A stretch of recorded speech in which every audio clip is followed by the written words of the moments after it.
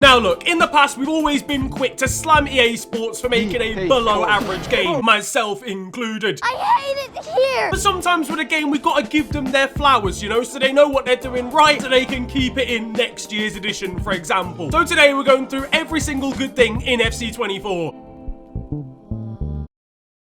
Nothing. Right, everyone, like and subscribe. Now, what is one thing that is completely vital to making people actually want to play a game that has football in it? The football that's actually in it. Well, this year, honestly, I've seen some complaints about the gameplay. Stuff like dribbling or like the close control dribbling isn't as good as games like 4 years old. But overall, the actual gameplay of FC24 is genuinely pretty decent. Now, this always happens every single year. I'm gonna say this with some trepidation because I genuinely have a theory that EA Sports make sure the gameplay is sick at the start of the game, so people go out and buy it and then progressively make it worse as the year goes on, so that when they bring out next year's game, it looks unbelievable in comparison to this one. But for now, if you wanted to play FC24 for longer than, say, 35 minutes, you're genuinely not gonna want to kill yourself, because it's not all about pace, you know. Back in the day, the old school FIFAs, and more recent FIFAs as well, if you had a player that had, say, less than 80 pace, there was no point bringing them in, because they weren't going to do anything. They were going to get outrun, outmaneuvered, and out-sprinted by every defender the opponent has. Right, so what stats are we looking at here? Right, he's got 96 shooting. Okay, 96 shooting. Someone get him on COD, am I right? Bow, bow, bow, bow. That doesn't seem very appropriate for a business meeting. 93 passing, 89 physical. I mean, this guy's a beast. And then 78 pace.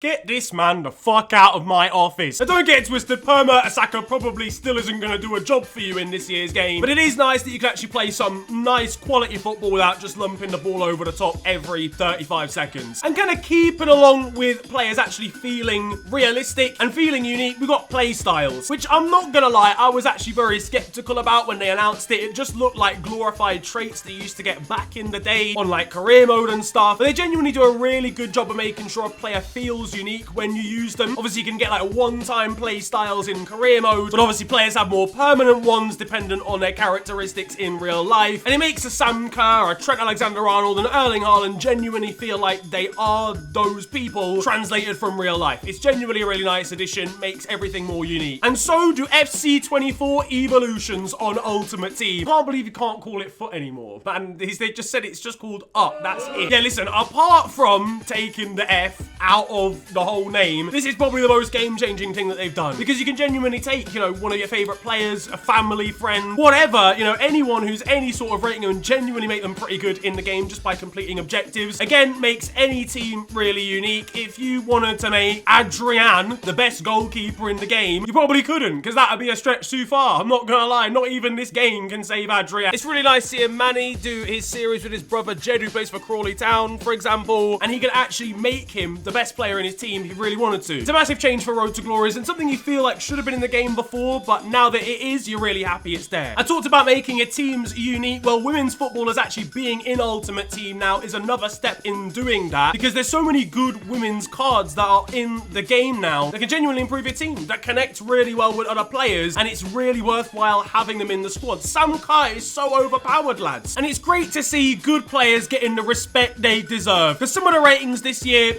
aren't amazing, but a decent amount of them are, especially with players that are high profile, if you know what I'm saying. Victor Osimhen being a big boy 88 rated. I love that on FC24. A man that guided Napoli to their first Scudetto in over 30 years deserves a rating like that. He is a world beater. Napoli's TikTok admin, not such a great rating in the game though. Antoine Griezmann's probably been one of the most underrated players in the world, like according to English media. You barely see him getting talked about, but the fact that he's 88 rated now playing for Atletico is good too. It's nice to see people like Martin Odegaard, Mike my nan, oh my nan, Jamal Musiala, Bukayo Saka, and Florian Wirtz getting their flowers as well. This trim being in the game is a positive. That's all I have to say. I ain't ever seen anyone walk out the barbers looking like this before, but it doesn't matter, because next time I go there, I will be looking like that. I've talked about it a few times, but the on-pitch statistics are a really nice addition as well, just like ease of,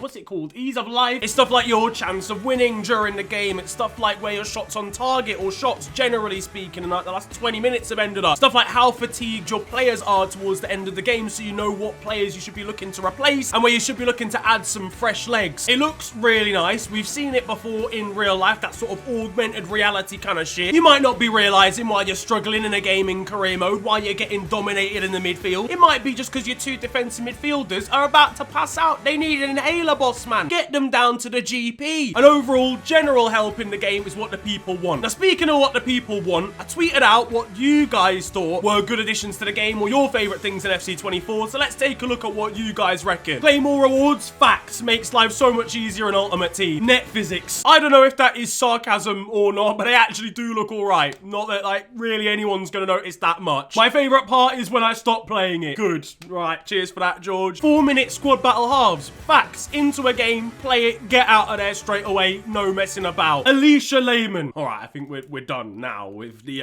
with what people want to see. I saw a couple people talking about the new celebrations in the game as well. Always something that gets added to FIFA, realistically. It's something they absolutely love to make sure it stays current. Stuff like the all ears that you can see Lionel Messi doing. Sam Kerr's signature backflip is in the game. Marcus Rashford thinking about things on a regular basis. You can use that. Cristiano Ronaldo's more recent celebration he started doing at Al Nassr. But my personal favorite, curling up into a ball and rolling about. What more could you possibly want in a new FIFA game? I don't think there's anything. There's a new offside like replay animation which looks pretty cool, again like that augmented reality stuff, but thankfully no VAR in the game just yet anyway. We don't need the added annoyance of referees making terrible decisions in game. Thank you very much. Auto position changes in Ultimate Team are really nice as well. So if you put a player into a position like a secondary position they've got listed on their card, say if someone can play attacking mid and centre mid, if you put them into centre mid it just automatically changes their position. You don't lose out on chemistry. You don't have to get them a position change card. Why would you? They can play there anyway. A couple of things in career mode as well. First of all, like the tables are actually kind of realistic and I don't know how they managed to do this because Chelsea, anytime I sim anything, I've done a couple videos now on this game where I need to see the Premier League table come the end of a season and Chelsea always do badly. It's like they've coded Todd Bowley's incompetence into their game and I really like that attention to detail. Even though their squad's actually got some good overall players in, like they should be finishing above teams like Wolves, teams like Aston Villa, like based on the ratings of the players that they've got. Again, on the career mode theme, no tactical view. Basically, you can simulate a game, but be involved in the tactics of the game and watch it from the sidelines. That's just way easier. Obviously, they had the visual sim thing that got introduced a couple years ago, but this just is a lot better. You can actually watch the game happening. And then finally, all the new penalty animations that are in the game as well. Makes everyone, again, a little bit more unique. Bruno Fernandes with his jump penalty, Erling Haaland's signatures in the game, Mo Salah's now as well. So some little things, some little tweaks and some bigger features that genuinely are good in FC 24. But don't worry lads, I'll be back to complain soon with the annual stupidest things in FIFA or FC 24 video. Watch out for that. That's going to be coming soon. If you've enjoyed this video though, feel free to slap a like on it and of course subscribe if you're new to the channel. You can also follow me on social media. It is at @theofficialfng on Twitter, Insta and now TikTok as well. But it has been a pleasure ranting at you guys today. Have a wonderful day, enjoy yourselves,